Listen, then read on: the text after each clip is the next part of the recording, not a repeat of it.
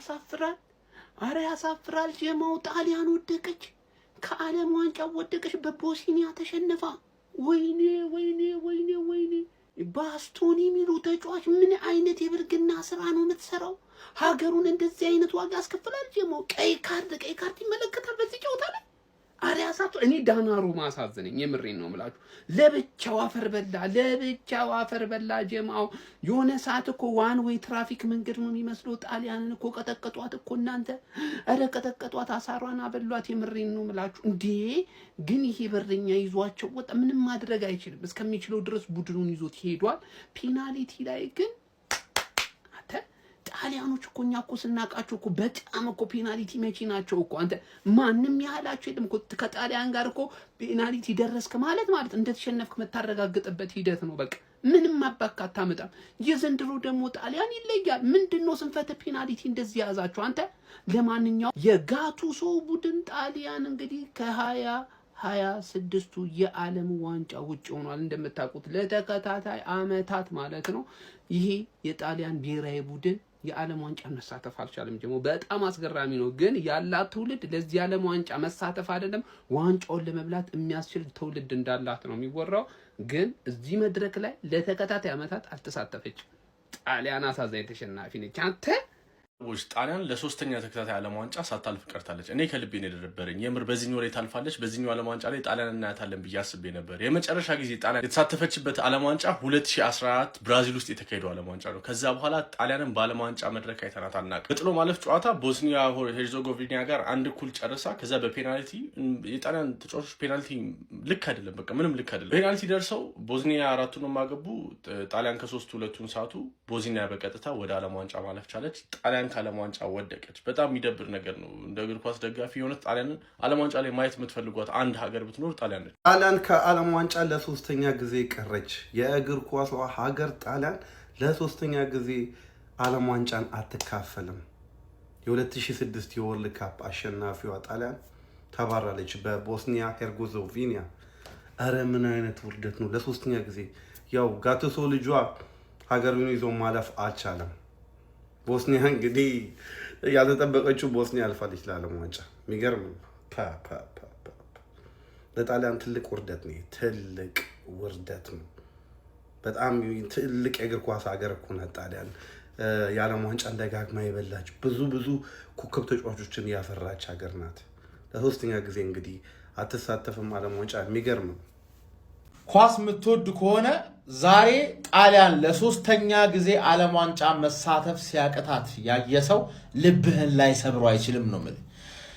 ከዩሮፕ አንደኛ ዓለም ዋንጫ ያለው ቡድን ማን ይመስላችኋል ፈላዎች? በቅርቡ ኳስ ማየት ጀመራችሁ። በቅርቡ ማለት ባይዜ ከ10 ዓመት በታች ኳስ ማየት ከጀመርክ ጣሊያን ማን እንደሆነች አታውቅም። 4 ዓለም ዋንጫ ያላት ቡድን 3 በተከታታይ 2018፣ 2022 አሁን ደግሞ 2026 መሳተፍ አቃታት። 4 ዓለም ዋንጫ ያላት ቡድን ጋቱሶ የምትባል ማዝረብ አንተ ዘረኛ መተህ ለምን አፍሪካ 5 ቦታ ተሰጣት ብላ አለቃቀስ። ምን አይነት ቡድን ነው የገነባው? ለነገሩ እሱ ላይ ብቻ ልፈርድበትም አችልም። ኮሞ ጣሊያን ያለው ኮሞ የፋብሪጋዝ ቡድን ስኳድ ውስጥ ሙሉ ስኳድ ውስጥ አንድ ነው ምናምን ጣሊያን አይደለም። አንድ ጣሊያን የለም። በቃ የጣሊያን እግር ኳስ ሞቷል። የመጨረሻ ጊዜ 2006 ላይ ነበር ዓለም ዋንጫ የበሉት። ጣሊያን ትንሽ ከቻለች ማንም አይሰማትም። ዛሬ ያየው ታሪክ እንዳይመስል በፔናልቲ ነው የተሸነፉት። እኔ ጣሊያን በፔናልቲ ሲሸነፍ አይቻላል። ትዝ የሚለኝ የ2006 ራሱ ሳይችሉ ጀርመንን ጥለው ያለፉበት መንገድ፣ መጨረሻ ላይ ፈረንሳይን ያሸነፉበት መንገድ፣ በቃ አሸናፊ ቡድን ነው። ኢቭን ትንሽ ችለው 2020 እንግሊዝን አሸንፈው ዩሮ በልተዋል ቢያንስ። ግን ወደቀ የጣሊያን እግር ኳስ ወደቀ ነው ምልህ። በጣም ነው የሚያሳዝነው። 2006ን ያየ 2020ን ራሱ ያየ ጣሊያን በዚህ ደረጃ መውደቋ ያሳዝናል በጣም። ሊጉም ልክ እንደዚህ ወርዷል ነው። በስማ ጣሊያን ለሶስተኛ ጊዜ የዓለም ዋንጫ ተሳተፈ ማለት ደግፋት እንደነበር ቀሽም የሆነ ስራ ነው የሰሩት። ቀሽም ማለት ነው እግዚአብሔርን ነው ማለት በቦስኒያ ነው የወደቁት ማለት ለሶስተኛ ጊዜ የዓለም ዋንጫ ተሳተፈ። ባስቶኒ እንዴ ምን አይነት ደደብ የሆነ ስራ ነው የምትሰሩ? ጣሊያን እየመራች ነው 1-0 ገና 41ኛው ደቂቃ ላይ ነው። እንደዚህ አይነት ግን የሆነ ስተት ሰርተ በቀይ ትወጣለህ። ግን የሆነ ስተት ከዛ ደግሞ እሺ ታግላችሁ ፔናልቲ ሹታውት ላይ ደረሳችሁ አይደል? ምን አይነት የደንቆሮ ፔናልቲ ምትነው የምትመጡት? እዛ ላይ በጌታ ስም ደደብ ማለት ነው። ደደብ የመጨረሻ ደደብ ይሆን። እግዚአብሔር መሳተፍ ነበረበት ጣሊያን። ለማንኛውም እንቻችሁ ሲጀመር ለዚህ ውጤት ተጠያቂው ማንም አይደለም፣ አርሰናል ኤፍሲ ነው እንዴ። በጃፓን ቱሄል ያንን ሁሉ ተጫዋች ከመረጠ በኋላ እነዚህ ተጫዋቾች ሳይጎዱ ይመለሱ ተባለ፣ ተመለሱ። ይሄው ጃፓን ለጠፈቻት እንግሊዝን ለመጀመሪያ ጊዜ የኤዚያ ሀገር። አሁን እንዴት ነው ለዓለም ዋንጫው ተጫዋቾች የሚመርጠው? ሲጀመር የአርሰናል ተጫዋች እንዳመርጥ እነዚህ ሰዎች የዓለም ዋንጫው ላይ እየተጫወቱ ይመለሱ ሊሉ ይችላሉ። ገባ አይደል? እነዚህ ተጫዋቾች ይመለስ። ከዛስ ምን ታደርጋለህ? ሁለተኛ የአርሰናል ተጫዋች ብለህ እንዳትመርጥ። እኔ ነኝ እንዳትመርጥ። ሞልቶላል። ሌሎችን ምረጥ። አለቀ እንዴ። ባለፈው አቻ ድጋሚ እንዴ ባይዞ ጃፓን ማለት ነው ዓለም ዋንጫው ላይ ጠብቋት። የሆነ ያልተጠበቀ ሀገር ወደ ሀገሩ ትሸኛለች። ያው ዋንጫውን አትበላም፣ ታሰናብታለች፣ መሰናክል ትሆናለች። ባለፈው ጀርመንን እንዳረገችው ማለት ነው። ሲቀጥል ቱርክ ከ24 ዓመት በኋላ ለዓለም ዋንጫ አልፋለች። ጉድ እኮ ነው። ስለ በዚህኛው ዓለም ዋንጫ አዳዲስ ነገር ነው እያየን ያለነው። ጣሊያንም እንግዲህ ከ2014 የዓለም ዋንጫ በኋላ በ2026 ዓለም ዋንጫ ለመጀመሪያ ጊዜ የምናያቸው ይሆናል ማለት ነው። የአርሰናል ተጫዋቾች ግን ጣሊያን ለተከታታይ 3ኛ ጊዜ ከዓለም ዋንጫ ወደቀች። ለሶስተኛ ጊዜ ከዓለም ዋንጫ ወደቀች በጀማል ሞት። ቦስኒያ ሄርዞጎቪና ሲጀመር ይገባቸዋል። ጨዋታውን ያያችሁ ሰዎች ቢስሚላ ጣሊያንን የመሰለ ሀገር ስንት እነ ቶናሊን እነ ካላፊዮሪን የያዘ ሀገር ላይ በጣም ነው ለማመን የሚከብደው። በፔናልቲ ሹታውት 2 ፔናልቲ ስተው ወድቃለች። ጣሊያንን ስንት ዓለም ዋንጫ የበላች ሀገር ወደቀች። ደነዘዙ እና ሜንሽን ያረኩላችሁ ሴፍ ትራንስፖርትን ፎሎ አድርጎ ረስቼው ነበር። ኧረ ቅሌት ጋይስ፣ ጣሊያንም ወደቀች። ማጣሪያው ላይ ወደቀች ጣሊያን በፔናልቲ። ምን ያሰምቸው ማለት ቦርሻ ነው ባባው የሚባል ቡድን ነው ደግሞ ያሸነፋት ራሱ ሲምሪ ነው። ኧረ ወርደት ወይ ዶላሩም አንጀቴን ነው የበላው እግዚአብሔር። ወይ ከዚህ በፊት እኮ እቺ ቡድን እኮ ማለት ነው በፔናልቲ በጣም አስፈሪዎች ናቸው። ከእንግሊዝ ጋር ተገናኝተው እንግሊዝን ቀምጧቸው ያውቃሉ። በጣም አስፈሪዎች ናቸው። እግዚአብሔር ነው የምርልኝ። ዶናሩሙ ብቻውን እግዚአብሔር ምንም ማድረግ አልችልም። ይሄ ክለብ እንግዲህ ጣሊያን ማለት የዓለም ዋንጫን ከዚህ በፊት አነስቷል። አሁን ማጣሪያ ላይ ወደቀ። እግር ኳስ እንደዚህ ነች። ምንም ማድረግ አትችልም። ሊዋንዶውስኪም ወድቋል፣ ፖላንድም ወድቋል። በማን በቪክቶሪ ኮሬሽ ቪዲዮ ሰርችለታል። የምር ጣሊያን በድጋሚ ከዓለም ዋንጫው ውጪ ሆነች ጋይስ። በድጋሚ ባለፈው 22 አልተጫወተችም። ከዛ በፊት 2018 የራሻ ወርልድ ካፕም ላይ እንዲሁ በስዊድን ወድቃ ነበረ። አሁንም ለሶስተኛ ጊዜ በተከታታይ በቦስኒያና ሄርዞጎቪና እንግዲህ ወድቃለች ማለት ነው። ዓለም ዋንጫ ላይ አሁንም የለችም ጣሊያን። ኧረ በክርስቶስ ባስቶኒ የሚባል አህያ ሰውዬ የወረደውን ታክል ሰርች አርጉና ቲክቶክ ላይ ተመልከቱት፣ እንዴት ቀይ ካርድ እንዳገኘ። ባስቶኒ አህያ ነው። 41ኛው ደቂቃ ላይ በቀይ ወጣ። ሰከንድ ሃፍ በደንብ ጣሊያን ለመከላከል ሞከረች፣ ግን ባለቀ ሰዓት አሁንም ተቆጠረባት። 1-1 አለቀ። ያችንም አስጠብቀው በጣም ታግለዋል። በስመ አብ አስጠብቀው ወጡ። ፔናልቲ ጋር እንግዲህ ታክቲክ ቴክኒክ ምናምን የለም። በቃ በፔናልቲ እንግዲህ ወድቃለች ማለት ነው። ጣሊያንን የሚያክል ሀገር በተከታታይ 3 ዓለም ዋንጫ አይጫወትም።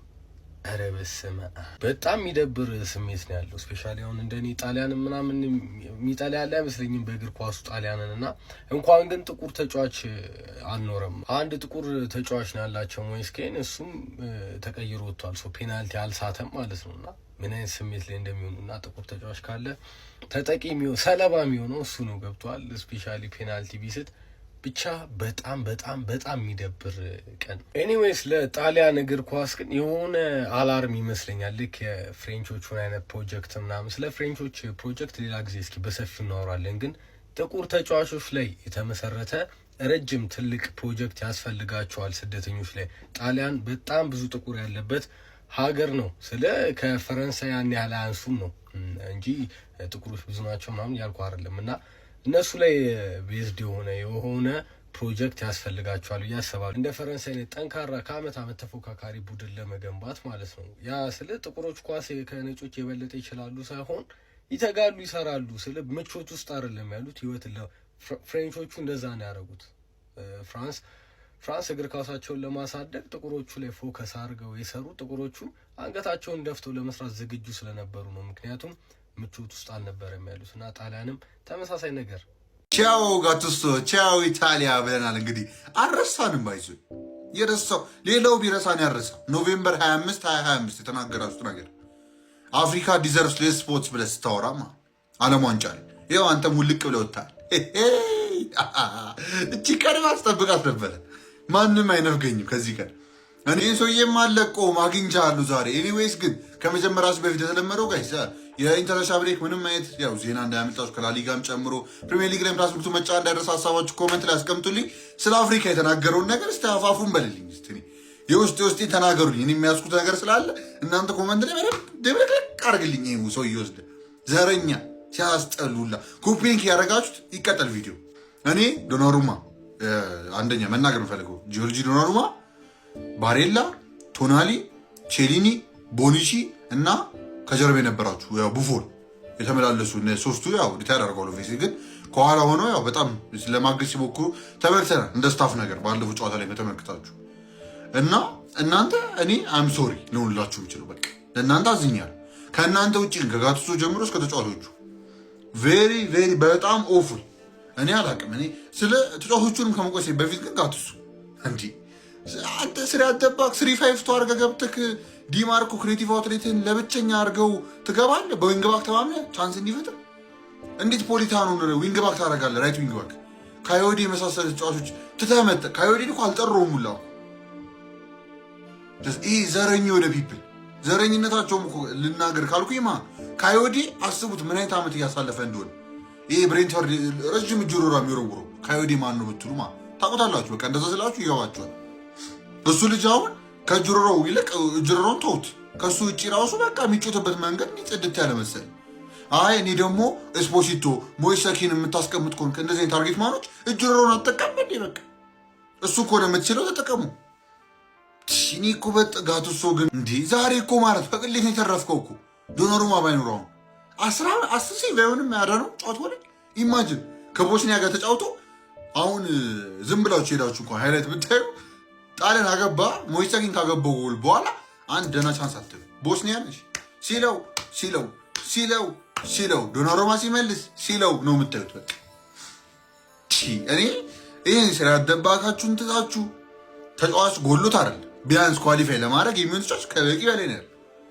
ዘረኝነታችሁን ትታችሁ የሚገራረም ተጫዋች የመጡላችሁ ነው። ይህንን ደደብ አሰልጣኝ አንደኛ አባረው ጋቱሶ የተባለ እሱም ዘረኛ ነው። ከዛም አልፎ ደግሞ ሌሎች ላይ ለመፈረቅ ይሞክራል። ኳሊፋይ ማድረግ ከብዶሃል እኮ ማጣሪያ ማለፍ ከብዶ ጣሊያን የሚያክል 4 ዓለም ዋንጫ ይበላ አንተ ከ2010 ጀምሮ እኮ 2010 ላይ ምድብ ላይ 2014 ምድብ ላይ 2018 አልተሳተፋችሁ 2022 አልተሳተፋችሁ 2026 አልተሳተፉም። ደግሞ አፍሪካ ምድብ ላይ ቀነስ ሳውት አሜሪካ ምድብ ላይ ቀነስ ይላል። ናስቲ እንደ እኔ ማርያምን ነው የምልህ በዚሁ ጋቱሶ ማለት ሳይወጣ ይህ ጣሊያን ቲም መጥቶ አፍሪካ ቢጮት ከምድብ ያልፉ። እኔ ግልጽ እኔ እምላለሁ በቃ ተወኝ። እንደውም በጣም ነው ያበሳጨኝ። ይዞ ከምድብ ይሄ ለማጣሪያ ያለ ለዓለም ዋንጫ ማጣሪያ የሚጮቱበት አፍሪካ አታልፉ እናንተ። አዩዋቸው አንዴ ይሄ ነው እንዲህ ጉራ ተደብድቦ መውጣት። ወይ ጉድ! ሀሳባችሁ ቅድም እንዳልኳችሁ ኮመንት ማስቀመጥ እንዳረሱ። ቀጣይ እስክንገናኝ ድረስ ይመቻችሁ። አረ ጋይስ 4 ጊዜ የዓለም ዋንጫ ሻምፒዮን የሆነችው ሀገር ጣሊያን ምንድነው የነካት? ለሶስተኛ ጊዜ ለዓለም ዋንጫ በተከታታይ እንደማትሳተፍ አራግጣለች።